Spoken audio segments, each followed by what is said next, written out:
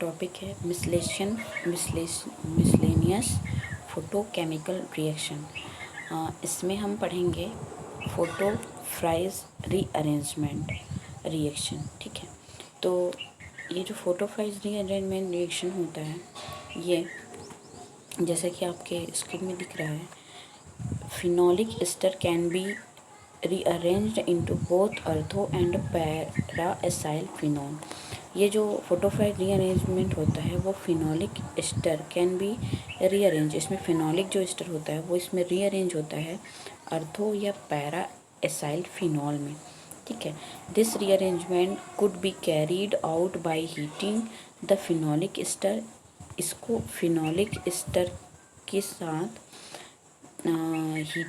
Heat करके in the presence of free radical catalysis. Free radical catalysis जैसे aluminium trichloride और जितने भी फ्रीडल क्राफ्ट कैटालिस्ट होते हैं वो सभी फ्रीडल क्राफ्ट कैटालिस्ट को यूज़ किया जाता है। ठीक है, this synthetically useful reaction is known as Fries rearrangement. ये जो रीअरेंजमेंट रिएक्शन होता है, ठीक है, जो कि थर्मल कंडीशन में हो रहा है और फ्रीडल क्राफ्ट कैटलिस्ट के प्रेजेंस में हो रहा है, ये कहलाता है आपका fries rearrangement reaction. The fries rearrangement reaction can be carried out with UV light in absence of catalyst. अगर ये यूवी लाइट के प्रेजेंस में यही रिएक्शन जो थर्मल कंडीशन में हो रहा है, यदि ये फोटोकेमिकल कंडीशन में या यूवी लाइट में और किसी भी कैटलिस्ट के एब्सेंस में हो रहा है, ठीक है, तो उसको हम बोलते हैं photo Fries rearrangement reaction. Photo Fries rearrangement is an intramolecular free radical process. Both ortho and para migration of acyl group are reported on irradiation.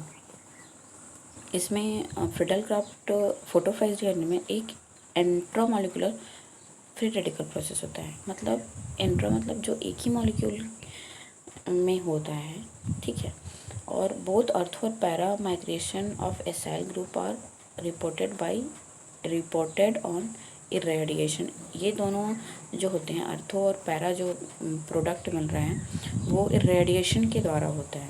ठीक है, उसके बाद है evidence suggest that in this rearrangement the substrate dissociate into phenoxide and acyl radical.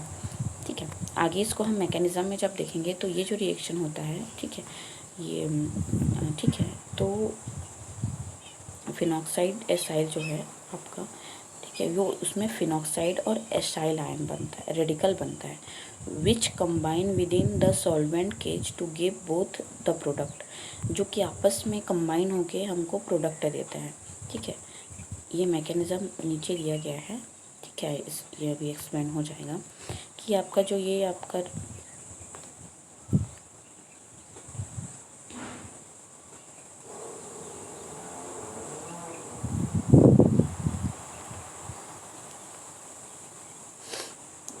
ठीक है, इसमें ये जो आपका रिएजेंट है, इसको हम यूवी लाइट में या आपका फोटोन के प्रेजेंस में जब रिएक्शन होता है तो इसमें ये एक्साइटेड स्टेट में चला जाता है। ठीक है, एक्साइटेड स्टेट में जाने के बाद हमको फिनॉक्सी रेडिकल और एसाइल रेडिकल, दो रेडिकल हमको मिलते हैं। अब इसमें से जो फिनॉक्साइड रेडिकल होता है, ये वाला रेडिकल, वो रेजोनेंस के द्वारा स्टेबलाइज होता है और हमको एक रेजोनेटिंग स्ट्रक्चर ये मिलता है। ठीक है, अब इस रेजोनेटिंग स्ट्रक्चर पे जो आपका एसाइल रेडिकल है वो अटैक करता है इसके अर्थो पोजीशन, क्योंकि अर्थो पोजीशन पे फ्री रेडिकल का फॉर्मेशन हो रहा है, इसलिए ये आके यहाँ जुड़ जाता है। ठीक है, जुड़ने के बाद यहाँ से इस ऑक्सीजन पे एक रेडिकल का फॉर्मेशन होता है, जहाँ से एक हाइड्रोजन अब्स्ट्रैक्ट हो जाता है। ठीक है, और फिर हमको ये अर्थो सब्स्टिट्यूटेड प्रोडक्ट मिलता है। उसी प्रकार से अर्थो सब्स्टिट्यूटेड फिनॉल मिलता है। ठीक है, उसी प्रकार एक दूसरे टाइप में जिसमें पैरा प्रोडक्ट बनता है, उसमें भी इस तरीके से रेजोनेंस होता है और एक रेजोनेंस स्ट्रक्चर हमको ये प्राप्त होता है। इसमें अब जो कि पैरा पोजीशन पे फ्री रेडिकल है, अब ये जो सेल रेडिकल है इस पैरा पोजीशन पे प्रेजेंट फ्री रेडिकल पे अटैक करता है और इस तरीके का एक अदर पैरा सब्स्टिट्यूटेड एक रेडिकल का हमको प्राप्त होता है। फिर ये यहाँ से एक हाइड्रोजन अब्स्ट्रक्शन होगा और हमको फाइनली पैरा सब्स्टिट्यूटेड प्रोडक्ट का फॉर्मेशन होता है। इस रिएक्शन में क्या होता है कि एक साइड प्रोडक्ट भी बनता है। साइड प्रोडक्ट जो कि होता है फिनॉल। इसमें जो फिनॉक्साइड रेडिकल बन रहा है वो अगर मीडियम में कोई सॉल्वेंट प्रेजेंट है, ठीक है, तो उस सॉल्वेंट्स अगर वो प्रोटिक सॉल्वेंट, तो वहाँ से एक हाइड्रोजन लेके ये क्या बना लेता है, फिनॉल का फॉर्मेशन कर लेता है। सेम यही एग्जाम्पल आप इस दूसरे एग्जाम्पल में देख सकते हैं। The idea of solvent cage is preferred because when the same reaction is carried out in gaseous phase only phenol is form. अगर ये जो रिएक्शन है वो केवल गैसियस फेज में हो तो केवल हमको फिनॉल प्राप्त होता है, ठीक है।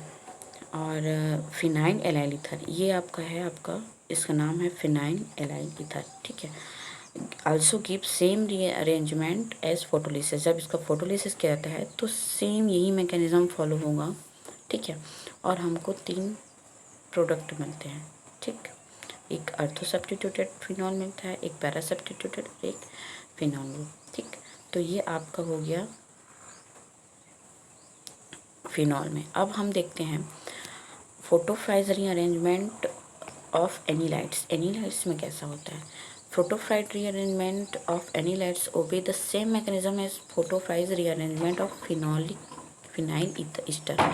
हमने अभी जो फिनाइल एलाइल ईथर का एग्जांपल देखा, सेम एनिलाइट्स में भी उसी तरीके का ही रिएक्शन होता है। The only difference is replacement of binding oxygen by hydrogen. इसमें बस यही डिफरेंस है कि replacement of bridging oxygen by nitrogen, मतलब यहाँ पे जो ब्रिज नाइट्रोजन है वो यहाँ पे टूटता है ऐसा, ठीक है, oxygen by nitrogen.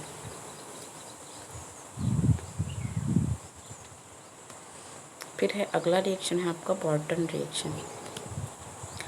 Barton reaction कहता है irradiation at wavelength greater than 330 nanometer cues homolytic cleavage of O-NO bond of the nitrite to nitric oxide and alkoxy radical।